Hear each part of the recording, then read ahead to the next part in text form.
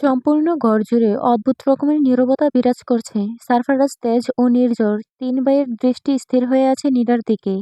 ওদের তিনজনেরই মনে নীরবভাবে চাপা প্রশ্নরা জ্বর তুলছে। কোন সত্য তাদের তিনজনেরই অজানায় রয়ে গিয়েছে? এই সত্য জানার পর তারা কোন মোড়ে গিয়ে দাঁড়াবে? পিহু নীরার কাঁধে হাত রেখে ওকে ভরসা দিচ্ছে, সত্য বলার জন্য পূর্ণ সাহস যোগাচ্ছে। নীরা ওর দাঁত দ্বারা নিজের ঠোঁট আলতোভাবে চেপে ধরল। ওর চোখ দুটো বুজে রাখা অবস্থাতেই মৃদুভাবে কাঁপছে। নীরা শব্দ করে নিঃশ্বাস ফেলে বলল, ২ বছর আগে আমার হুট করে দেশ ছাড়ার পিছনে আর তোমাদের সবার থেকে নিজেকে দূরে রাখার পেছনে একটা খুব বড় কারণ ছিল ভাইয়া।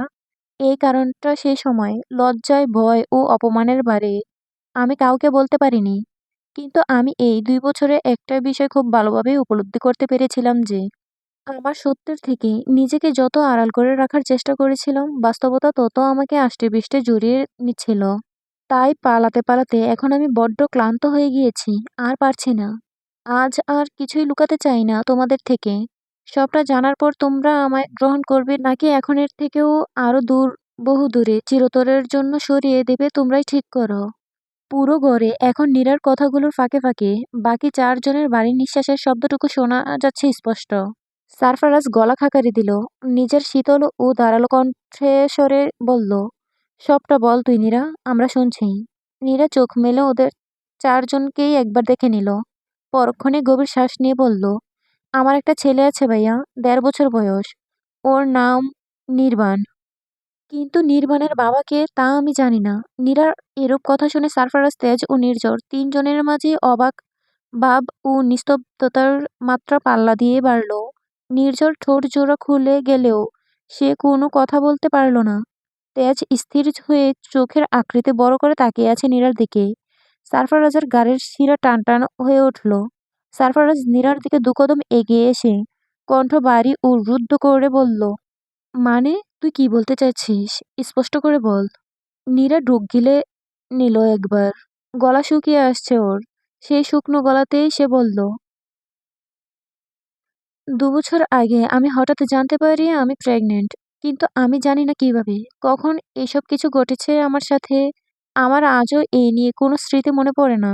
ভাইয়া, তোমরা তো জানোই আমি কোনোদিন নেশা করিনি, কোনো বাজে জায়গায় যাইনি, কোনো ছেলে বন্ধুও ছিল না আমার। আর না গার্ডিয়ান ছাড়া কখনো বাইরে কোথাও রাত কাটিয়েছিলাম আমি। তাই যখন রিপোর্টে এমন কিছু দেখতে পেয়েছিলাম, তখন মনে হয়েছিল পুরো আকাশটাই আমার মাথার উপর ভেঙে পড়েছে। তেজ অবাক স্বরে বলল, তাহলে তুই বলতে চাইছিস আমাদের বাড়িতেই তোর অবচেতন অবস্থায় কোনো এক সময় কেউ এসব করেছে তোর সাথে? নীরা ভাঙা গলায় হ্যাঁ জানালো।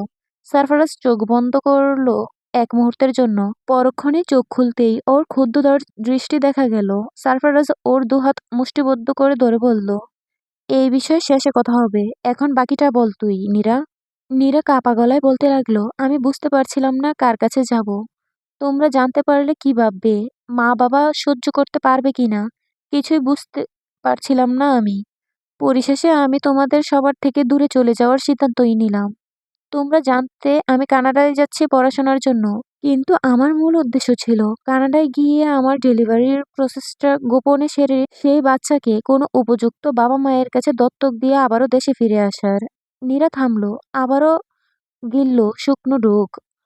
তারপর বলল, কিন্তু দীর্ঘ ১২ ঘন্টায় প্রসব যন্ত্রণা সহ্য করার পর নরমালিভাবে ডেলিভারির শেষে যখন ডাক্তার নবজাতক ওই শিশুটিকে আমার বুকের উপর রাখলেন, বিশ্বাস করো ভাইয়া, ওই মুহূর্তে আমার মনে হয়েছিল আমি পুরো পৃথিবীর সুখ খুঁজে পেয়েছি।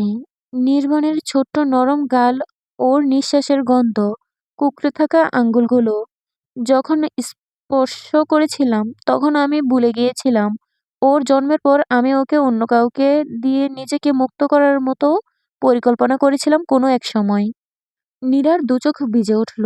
তবুও সে দৃঢ় কণ্ঠে বলল, আজ নির্মাণ হাঁটুতে ভর দিয়ে পুরো বাসা ঘুরে বেড়ায়। ২ জন আয়া আছেন সর্বক্ষণ ওর দেখাশোনা করার জন্য। ওরা বৌদ্ধ ধর্মাবলম্বী। এই দেশে আসার আগেই ওদের হাতে নির্বাণের পুরো দায়িত্ব দিয়ে এসেছি আমি। নীরা এবার থেমে গেল। ওর ভিতরে জমে রাখা সব কথা আজ একেবারে নিংড়ে বের করতে সক্ষম হয়েছে ও। তাই কিছুটা হলেও রিলিফ ফিল করতে পারছে নীরা। ইলমার শ্বাস আটকে আসার মতো অনুভূতি কাজ করছে ভিতরে ভিতরে। অনু নিজেকে আবারও কিছুটা সামলে নিয়ে ভাঙা কণ্ঠে বলল, মায়েরই সেদিন এত মারছিল। বাবা যে মায়ের জ্ঞান ফিরতে অনেক লম্বা সময় নিয়েছিল। মায়ের সর্বশরীরে বাবার দেয়া মারের আঘাতে আঘাতে কালশিটে দাগ পড়ে গিয়েছিল। মায়ের জ্ঞান ফিরে আসার পর আমি মায়ের জড়ায়ে ধরে মেলা কাঁদছিলাম। বুকের ভিতরটা পুড়ে নিংড়ে মায়ের সামনে ফেলতে চাইছিলাম, যেন সেই দিন। মা আমার ওই ব্যথায় জর্জরিত হওয়া শরীর নিয়েও নিজেকে সামলে রেখে আমার মাথায় হাত বুলিয়ে দিতে দিতে আমায় শান্ত করার চেষ্টা করছিলেন। অনু থামল। পরক্ষণেই সে শব্দ করে একবার নিঃশ্বাস ফেলে ইলমার দিকে কয়েকটা প্রশ্ন ছুড়ল। মায়েরা এমন হয় কেন আপা? তারা নিজেদের ব্যথা যন্ত্রণাগুলো কেন চোখে দেখে না? নাকি দেখেও না দেখার ভান করে? তাদের কি ভাইঙ্গা পড়া মা না? ইলমার কাছে এই প্রশ্নগুলো বড্ড শক্ত লাগছে। উত্তর খুঁজে পাচ্ছে না সে অনুকে দেওয়ার মতো।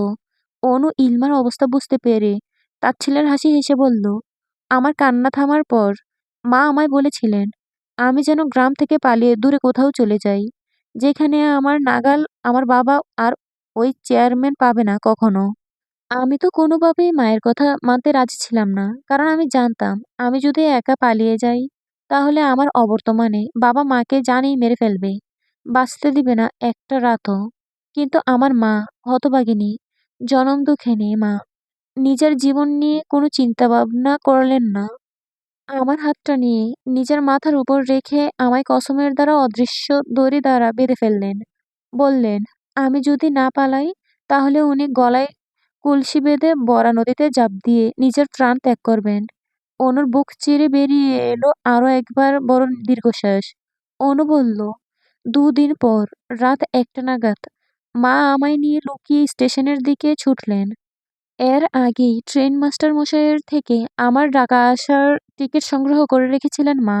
আমার জন্য কিছু কাপড়, শুকনো খাবার আর নিজের কাছে জমা থাকা সব টাকাগুলো একটা ব্যাগে ভরে দিয়েছিলেন। স্টেশনে বসে অপেক্ষার প্রহর গোনা হচ্ছিল ট্রেন আসার। কিন্তু ভাগ্য আমাদের সহায় হলো না এত সহজে। যেই ভয়টা মনের মধ্যে জমে রেখেছিলাম, আমি সেটাই সত্য হলো। সেই রাতে রেল লাইনের একধারে বাবা তার জুয়া খেলার সঙ্গীদের নিয়ে জুয়া খেলতে ব্যস্ত ছিলেন। তাদের আমরা দেখতে না পেলেও তারা আমাদের ঠিকই দেখতে পেয়েছিলেন। তৎক্ষণাৎ বাবাসহ তার সঙ্গীরা আমাদের দিকে তেড়ে আসে। বাবার কিছু সঙ্গী এত বেশি মাতাল ছিল যে তারা আস্তে আস্তে রাস্তাতেই উল্টে পড়ে বেহুঁশ হয়ে যায়। বাবার রেশ ততটা গাঢ় ছিল না। তখন তারা অনেকটা কাছে চলে আসে। তখনই আমাদের নজর তাদের উপর পড়ে। মা তৎক্ষণাৎ আমায় নিয়ে সামনের দিকে ছুটতে শুরু করে। আমার ও মা দুজনের চেহারা জুড়েই আতঙ্কের ছাপ স্পষ্ট ফুটেছিল। পিছন থেকে স্পষ্ট শুনতে পারছিলাম কিছু বাক্য। ধর ধর, ওগো ধর, ওরা মামাইয়া পালাইতাছে রে। জোরে দৌড়া, ধরতেই হইব ওদের। ধর ধর ধর। অনু থামল। ওর চোখে মুখে এখনো সে আতঙ্কের কিছুটা ছাপ ফুটে থাকতে দেখতে পারছে ইলমা।